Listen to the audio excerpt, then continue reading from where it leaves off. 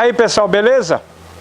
Estamos aqui na Resende Web TV para mais um programa semanal nosso, o famoso Toró de Parpite. Bater papo, conversar com pessoas que vivem nessa comunidade, trabalham e prestam serviço de transformação à comunidade. São pessoas importantes. O Toró de Parpite tem esse objetivo, dar voz para as pessoas que fazem coisa na nossa aldeia, na nossa vila e precisam falar com vocês. Muita gente que vocês às vezes conhecem, vê passar e não sabe direito quem é, o que está fazendo, como é que é a história.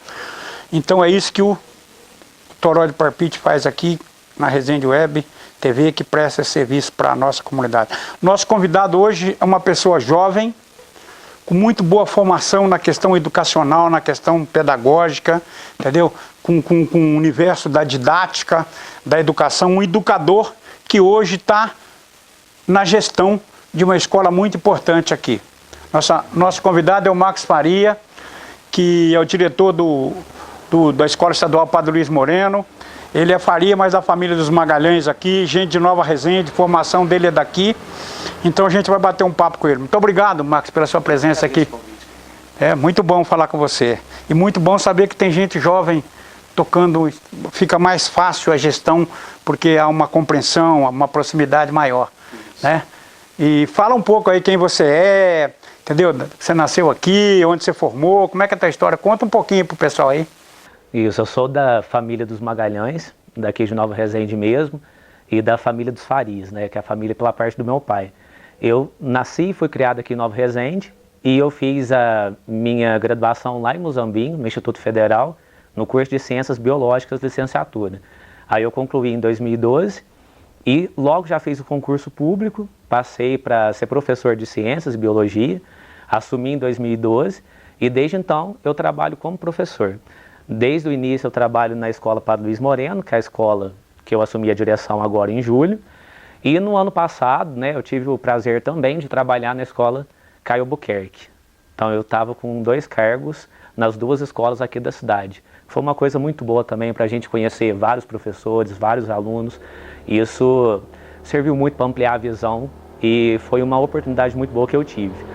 E esse ano, em julho, teve um processo que a gente passa para a escolha de diretores, daí eu concorri e a gente passou por um processo eleitoral, eu tive a aprovação da comunidade escolar e desde julho então eu assumi a direção da Escola Padre Luiz Moreno, juntamente com a Sônia, que é minha vice.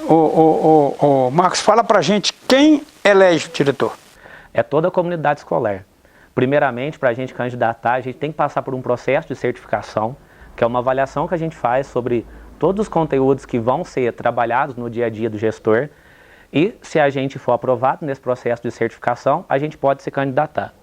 Daí, na minha escola, não teve outra chapa, então teve chapa única, onde foi eu e a Sônia Miranda, que é a minha vice-diretora, e a gente passou por esse processo eleitoral e precisa da aprovação da comunidade escolar, que são todos os alunos, são os pais, no caso alunos acima de 14 anos e todos os funcionários da escola.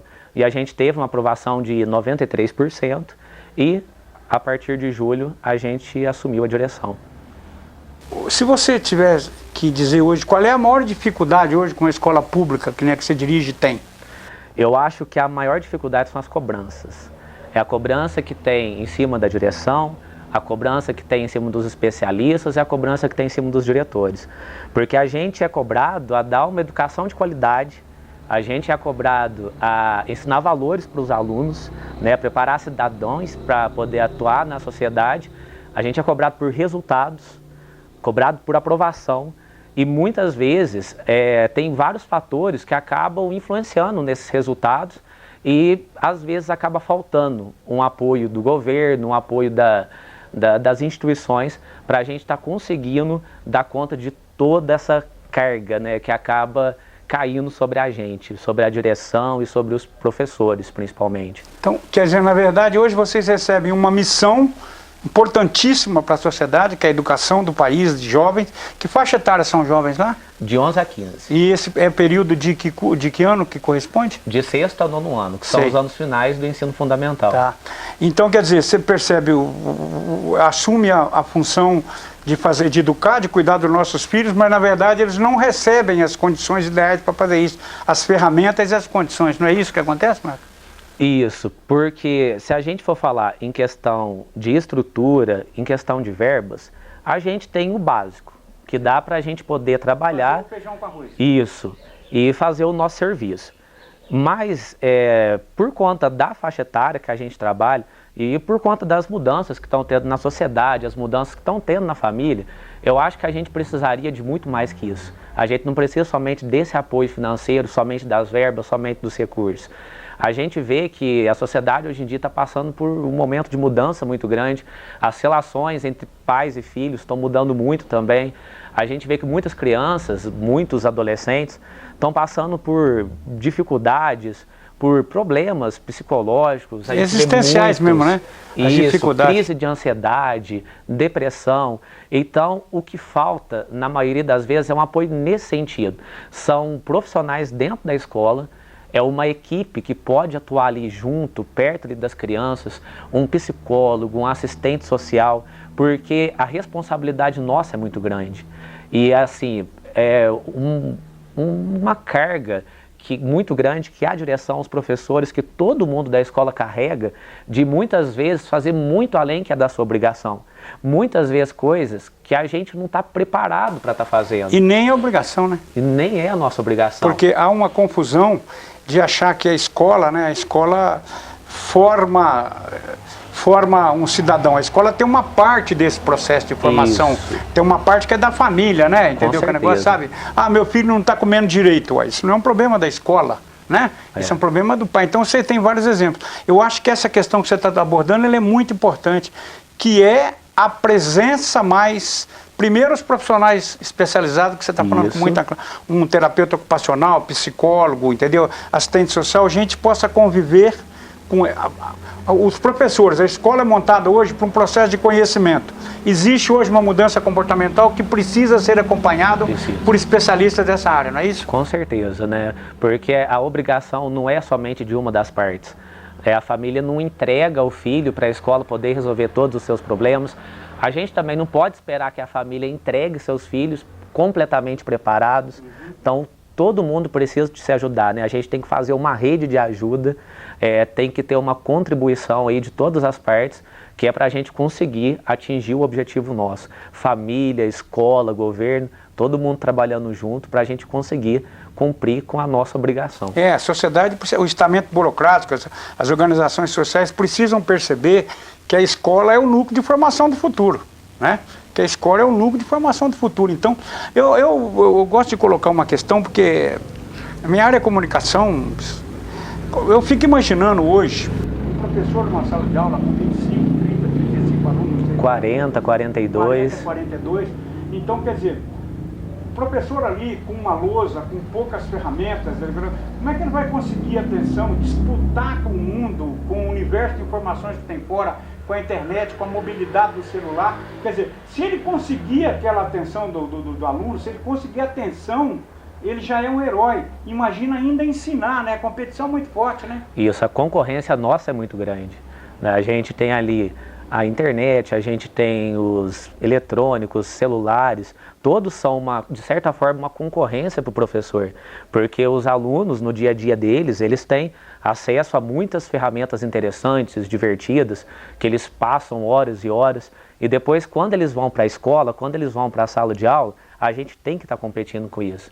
Então, o que a gente tem que fazer? Qual que é a função nossa como educador, para quem está dentro da sala de aula, e para a gente, na função de gestor, que é na função de orientar esses educadores, é estar usando a tecnologia a nosso favor, é estar levando para a sala de aula esses recursos para que a gente consiga chamar a atenção do aluno, para que a gente consiga prender a atenção dele para aquele conteúdo.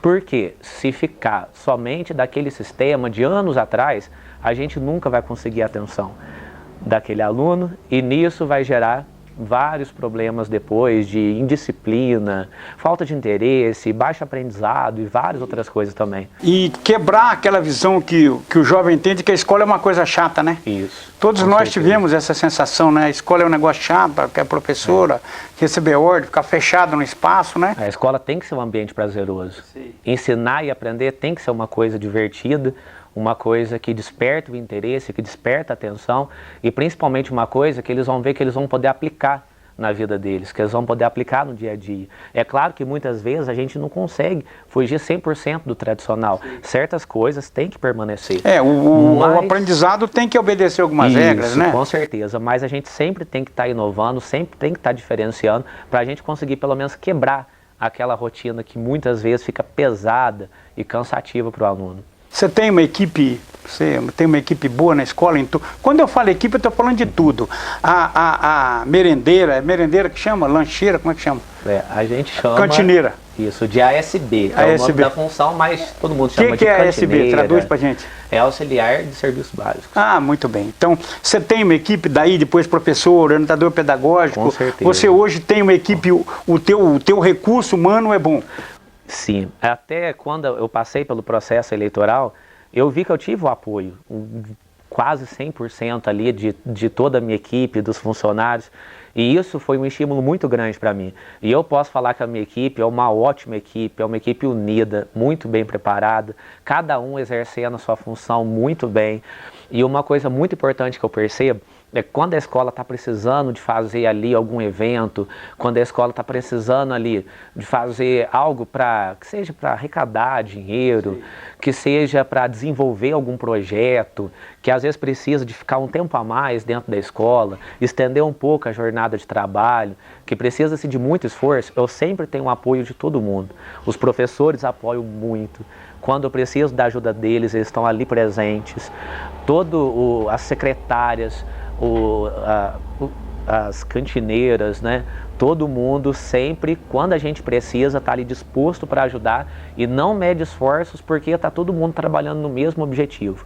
Então é uma equipe preparada, é uma equipe unida, que quando a gente precisar, todo mundo arregaça as mangas e trabalha muito para a gente conseguir aquilo. Ser professor é um dom, né? Ser professor é um valor da sociedade. A gente não tem uma cultura de valorizar o professor. Eu tenho uma gratidão pelos meus professores, tá entendendo? Isso. Que é uma coisa, um respeito, entendeu? Eu acho muito importante.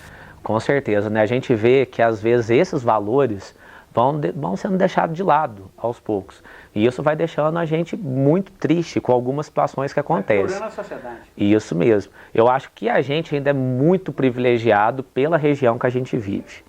Muito privilegiado por estar na cidade que a gente está, pelas famílias que a gente tem, pelos alunos pela divisão econômica daqui, pelo mínimo fundo produtivo. Isso, né? Nós somos privilegiados também mesmo acho. Na nossa região. Então essa questão do respeito ao professor, essa questão de ser solidário ao professor, de estar ajudando e contribuindo com o trabalho do professor, é uma coisa que acontece muito na nossa cidade.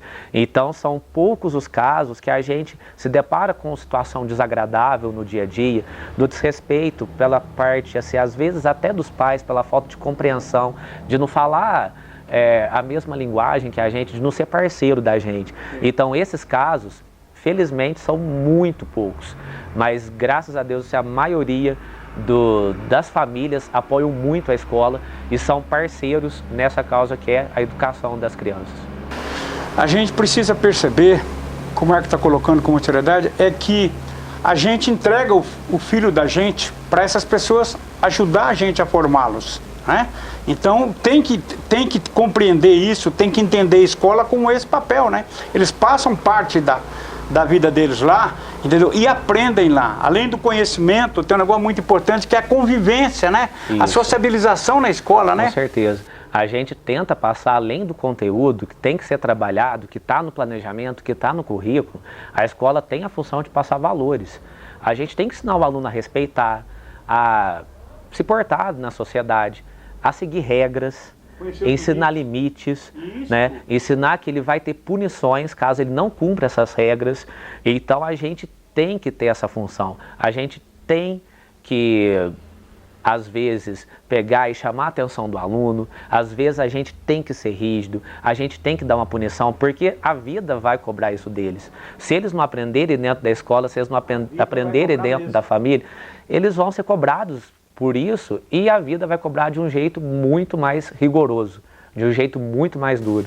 É importante saber isso, que às vezes muito pai, muita mãe acha que o filho, entendeu, tem uma visão do filho que absolutamente sabe, errada, entendeu? Absolutamente o amor errado, né? E aí falta de limite.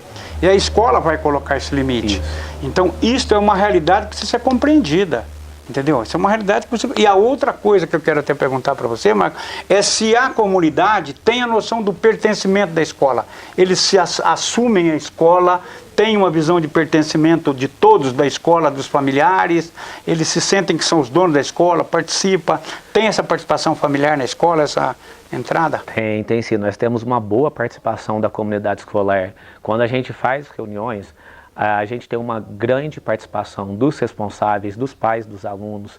Eles contribuem com ideias, com sugestões, eles são apoiadores da escola, eles ajudam a gente quando a gente precisa de fazer algum evento, quando a gente precisa da participação dos pais em algum projeto, para fazer alguma palestra também, como acontece sempre. Eles são muito presentes na escola. E nós também temos as nossas associações, né, os nossos grupos dentro da escola, que contam com a presença dos pais.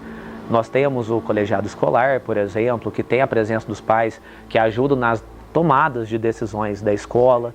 Então, os pais são participadores desse processo, participativamente. Marcos, deixa eu fazer uma pergunta. A gente tem uma formação cristã muito de doação. Então, os pais ajudam na quermesse, os pais ajudam na festa, ajuda isso. Mas você tem uma boa porcentagem de pai que vai lá discutir efetivamente a questão do conteúdo da escola, a participação do filho, a proposta didática, também tem isso, ou fica só numa participação mais de colaboração nesse sentido?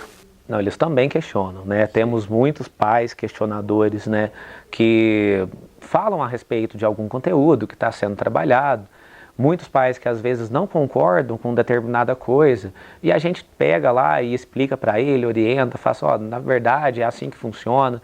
Às vezes eles têm razão também, a gente está aí para isso, né, para mudar às vezes o trabalho da gente, caso a gente não esteja fazendo exatamente do jeito certo. E eles sempre apresentam sugestões também, né, de projetos, de coisas para serem trabalhadas.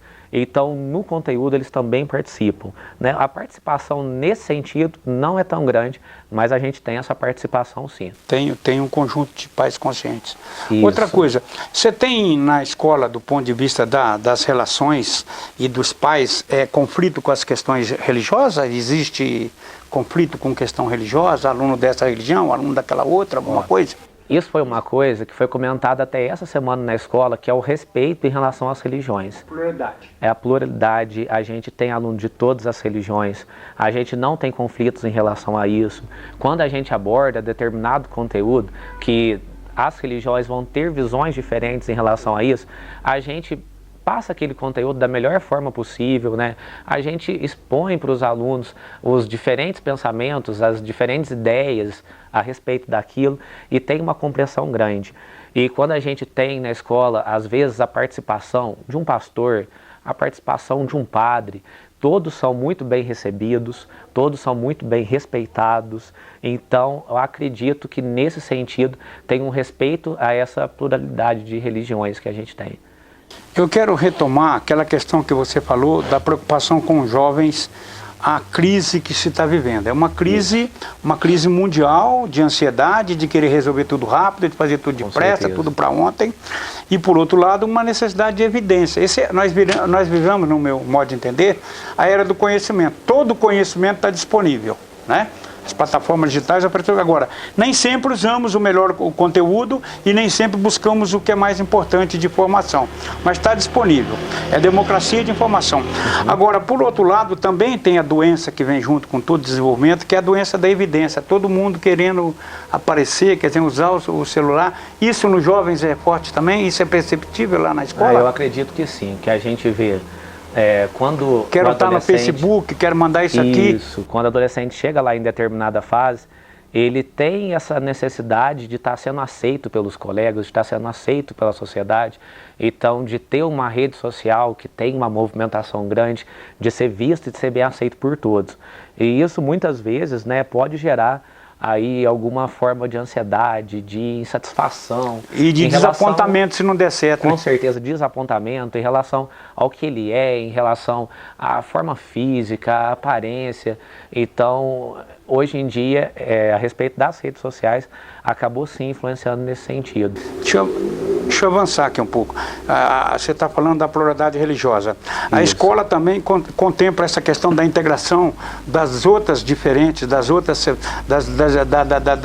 questões de pluralidade sexual, pluralidade racial. Isso também. Você tem problema? Você tem negros na escola bastante? Como é que é isso? A gente tem uma quantidade muito pequena. Sei. Aqui é da natureza dessa região, né? Nós temos uma quantidade pequena, sim. A diversidade dentro da escola é grande, né? É altíssima, principalmente uma escola pública, que a gente tem um público-alvo muito diferenciado, muito diverso. É um retrato da sociedade, né? Então a gente tem que trabalhar essa questão da diversidade. A gente trabalha na forma de projetos, na forma de palestras, de atividades diferenciadas. Isso sempre é trabalhado dentro da sala de aula, com os professores, ou a gente pede, né, para que alguém se disponha a ir lá e trabalhar algum assunto com os alunos, algum palestrante. Então, sempre trabalhos nesse sentido são realizados, né, que é para ensinar as crianças a respeitar as diferenças, né, ver que a nossa sociedade ela é diversificada, né, é plural. E que sem graça seria se fosse todo mundo igual. Ia ser muito sem graça.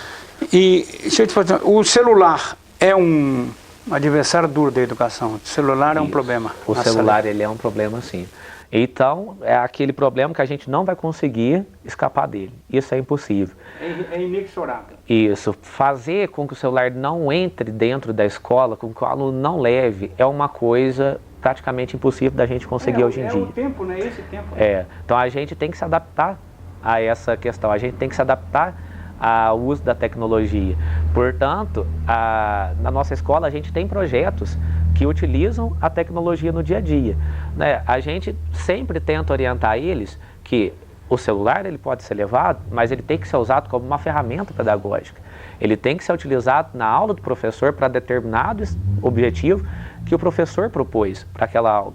Inclusive, a gente tem um projeto nosso que é a Semana da Tecnologia, que uma semana a cada mês, o professor ele tem que trabalhar dentro de cada uma das suas turmas alguma atividade que use alguma ferramenta tecnológica, que use as mídias.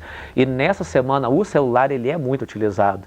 A gente usa o celular para fazer a produção de vídeos, para fazer a exposição de fotos. Eles fazem lá, tem projeto de matemática, por exemplo, de perspectiva forçada, que eles tiraram fotos para depois fazer a apresentação. A gente usa aplicativos dentro dos conteúdos, a gente trabalha com realidade virtual aumentada, que é uma ferramenta nova para poder auxiliar o professor na sala de aula, né, chamar mais atenção para aquele conteúdo dele. Então a gente está conseguindo fazer bastante o uso das tecnologias em sala de aula. Mas ao mesmo tempo que ele acaba sendo uma ferramenta boa, a gente também tem que saber orientar o aluno que tem o momento certo de utilizar, né? Que dependendo da aula que ele tiver, ele não pode ligar aquele celular, que o celular tem que estar desligado, guardado com ele. Então a escola tem que trabalhar muito nesses dois sentidos, incentivar o bom uso, mas também orientar que tem momentos para ser utilizado e com objetivo específico. Em determinado momento na sala de aula, o celular tem que estar desligado e tem que estar guardado. Então a gente conseguindo isso, e o celular que seria apenas um vilão pode ser um grande aliado, um grande parceiro para o professor. Vocês, o teu corpo docente, que é o corpo de professores, Isso. Eles têm estudado, reciclado, isso é permanente na escola, atualização, palestras, simpósios, cursos, isso está acontecendo? Isso, a superintendência ela sempre oferece cursos de atualização para os professores, Claro. Na parte de metodologias ativas, que são as diferentes formas de se planejar e executar uma aula. A gente tem curso sobre a utilização do celular em sala de aula, que os professores também fazem, e nós também temos, uma vez por semana, o nosso módulo que é pedagógico, que a gente utiliza esse momento, que são 2 horas por semana, que é justamente para estar levando informações para os professores, que é para estar fazendo um momento para troca de experiências, para troca de vivências, relatar o que foi feito, aquilo que deu certo, aquilo que não deu tão certo, e aproveitar esse momento também para estar levando informações novas para eles estarem utilizando dentro da sala de aula. A escola, como espaço social coletivo, ela também empresta o espaço dela para outras atividades da comunidade, ela é usada por isso, ela tem esse papel também. O espaço físico que eu estou falando, tem essa ocupação da escola também? Acontece eventos da comunidade lá na escola? Essa questão de eventos é um pouquinho mais complicada, porque a escola, por lei, seguindo as resoluções, a gente não pode ceder o espaço para vários tipos de atividades. Somente para atividade que não tem nenhum objetivo financeiro, que não envolva, né, arrecadação de lucros. Na escola não pode ter comércio. Isso, e que seja assim por um curto período.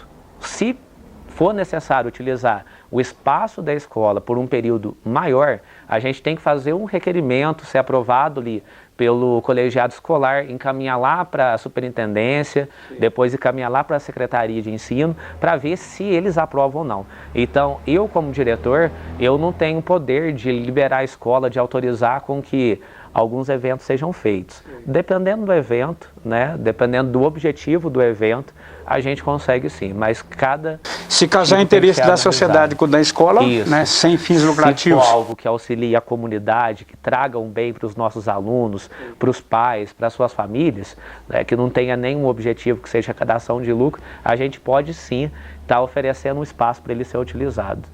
A escola inclusiva que eles estão chamando também, Isso. né? Inclusive, a gente está desenvolvendo um projeto juntamente com a prefeitura, que a gente está oferecendo aulas de reforço escolar, que a prefeitura conseguiu para a gente 2 professores, um de português, um de matemática, que é para trabalhar um reforço escolar com os alunos, ou preparar eles para a Olimpíada, preparar eles para vestibular. Depende da época do ano, vai ser o foco e vai ser o objetivo. Então, é um projeto que a gente começou a desenvolver agora, né, faz 2 meses que a gente está fazendo isso, e por ter sido algo feito no final do ano, por a gente ter tido pouco tempo para planejar, foi uma coisa que já teve resultado, mas que ano que vem a gente vai continuar investindo nisso para a gente conseguir um número maior de estudantes estarem participando. Nesta faixa etária que você trabalha, existe a natural rebeldia do adolescente, né? A mudança. Você convive com muito problema de disciplina lá? Como é que é a questão da disciplina? É uma complicação, não é não? A indisciplina é um problema em toda a escola, né? É um problema em todo lugar. Não existe uma escola que não tenha disciplina. Daí cada uma vai ter a sua gravidade, o tipo de disciplina que seja. A gente convive também, né? É impossível não conviver, mas a gente está passando por um ano tranquilo, um ano que os casos graves de indisciplina são casos muito isolados, são muito pontuais e acontecem muito pouco. Então a escola está um ambiente tranquilo, está um ambiente agradável. Quando acontece algum caso de indisciplina um pouco mais grave, a gente toma as providências necessárias no momento. E a gente sempre está tentando resolver ali o mais rápido possível esses problemas que vão acontecendo. Mas até mesmo pela região que a gente vive, a gente é privilegiado nesse sentido. As nossas crianças são crianças muito bem educadas, de famílias que preparam bem elas, que instruem elas para elas chegarem e respeitar o ambiente escolar, para respeitar os colegas, respeitar os professores. Então nós somos muito privilegiados em relação a isso. Os problemas são bem poucos mesmo. Ô Marcos, existem grupos na escola? Já tem turma que é turma daqui, turma dali? Isso já existe na escola aqui ou isso ainda não chegou aqui? Esses grupos que tem dentro da escola, aquele grupo com outro grupo, que cria casa, que faz isso, que faz aquilo, existe isso não? Não, a escola é um ambiente assim que está, de certa forma, bem integrada, né? A gente vê ali em todas as atividades que a gente faz. Quando a gente faz gincana escolar, que a gente coloca todos os alunos ali para dividir no mesmo espaço, a gente vê nos intervalos que tem uma integração muito grande entre os alunos. Por ser uma escola menor, o espaço que eles têm para conviver é menor, a gente vê que tem muita integração. É claro que um probleminha ou outro, né, sempre acontece, mas assim, você vê lá as crianças brincando, e elas estão sempre interagindo umas com as outras. E além do mais, o perigo das divergências das famílias, da sociedade, refletir no comportamento das crianças na escola, levar levar aquele modelo para dentro da escola, que é uma pena. Com certeza. Inclusive, na Semana da Educação para a Vida, que a gente sempre realiza todo ano, todas as escolas, a gente propôs uma atividade que a gente chamou de recreio monitorado. Durante o intervalo, ia eu, ou se não o supervisor, ou se não os professores, ia lá no pátio, juntava todas as crianças para fazer alguma atividade física, para fazer alguma brincadeira. Então a gente aproveitou esse momento para buscar a integração entre os alunos de todas as turmas, de todas as séries, e para estar resgatando também algumas brincadeiras tradicionais, né, da época dos pais, ou da época ali dos maiores, quando eles eram bem pequenininhos, e a gente vê que tem essa integração, que a gente consegue juntar ali um grande número de alunos, todos participando da mesma atividade e participando bem, com coleguismo, com respeito. Então, acredito que seja um ambiente bem agradável nesse sentido. Agora, uma pergunta que é chave para a maior parte das famílias que vivem hoje a ameaça da droga. Como é que está essa questão da droga na tua escola? Ela entra, fica do lado de fora, existe evidência? Isso é uma coisa muito complicada para vocês tratarem, não é? Ó, a gente está tendo, assim, um ano bem tranquilo também em relação a isso. Inclusive, essa semana a gente estava fazendo um levantamento para fazer uns relatórios que a superintendência nos cobrou, que a gente estava vendo o número de estudantes que têm um comportamento afetado por conta da utilização de drogas. Sim. Então, a gente não conseguiu falar o nome de um estudante, sim, porque se um dia o estudante chegou ali um pouco agitado, um pouco diferente do normal, eu não poderia falar que aquilo era por conta do uso de drogas ou por conta de um problema que ele teve, sim, na família. Sim. Eu não posso afirmar isso. Sim. Então, a gente pode até ter percebido diferenças no comportamento, mas falar que tem a presença da droga dentro, sim, da escola, que os estudantes vão sob efeito de droga, isso é uma coisa que, felizmente, a gente não usam lá dentro. Constatar. Isso vocês têm um controle. Quem pode garantir, né? Quem pode garantir. A gente sempre está de olho ali, porque é uma escola pequena. No caso, lá da porta da minha sala, eu consigo ver todos os espaços. Então, assim, eu não consigo pontuar. Há uma vigilância, há uma atenção. Tem uma atenção muito grande.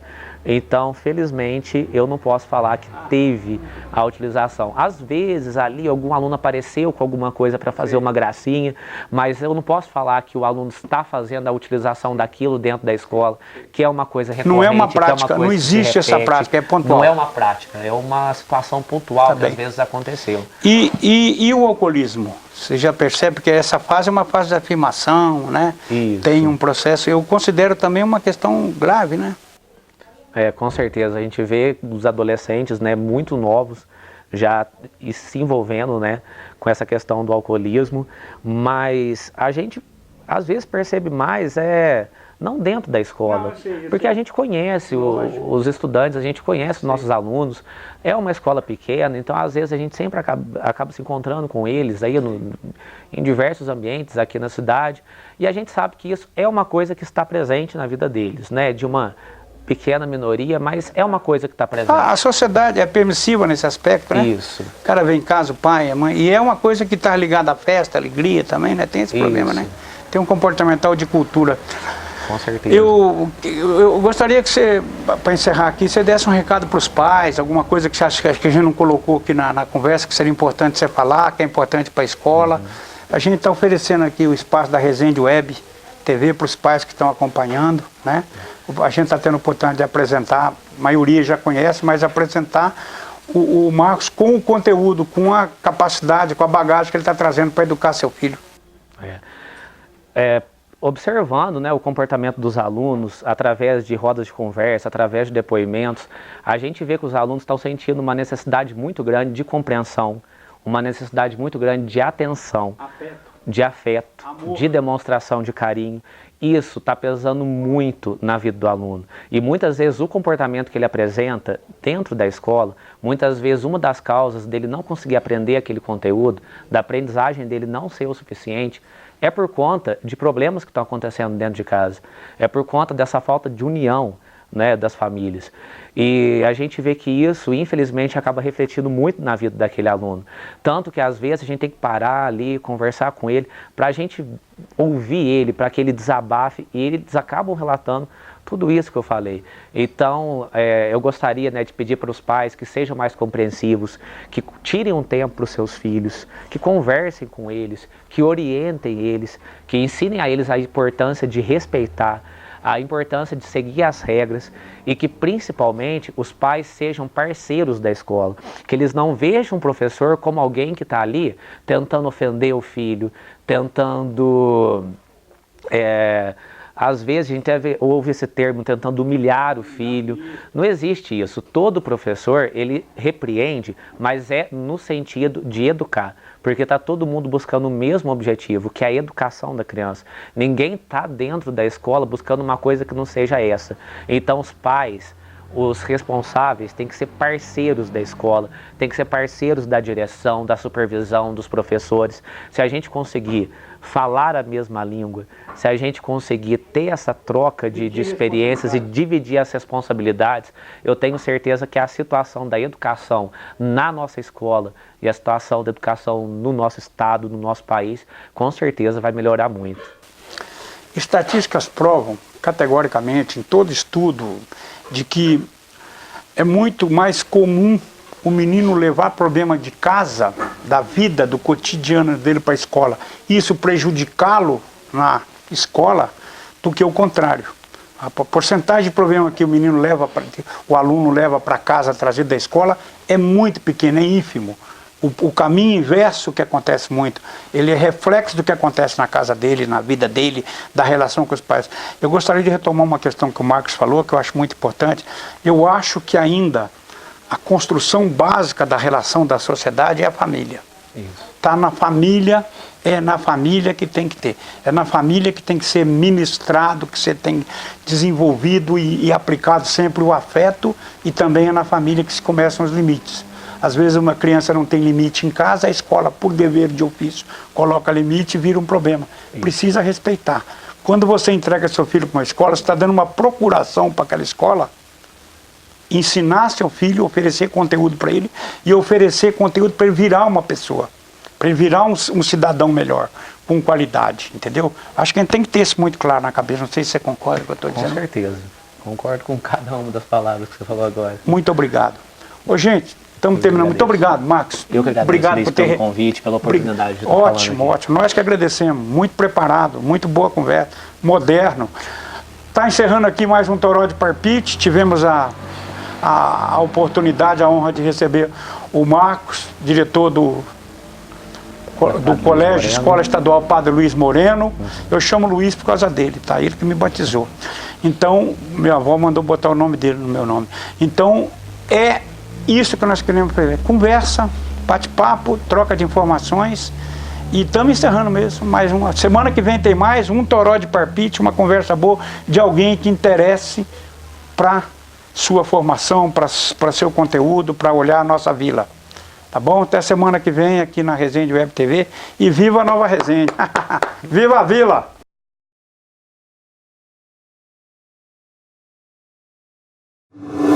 Resende Web TV, cada vez mais perto de você.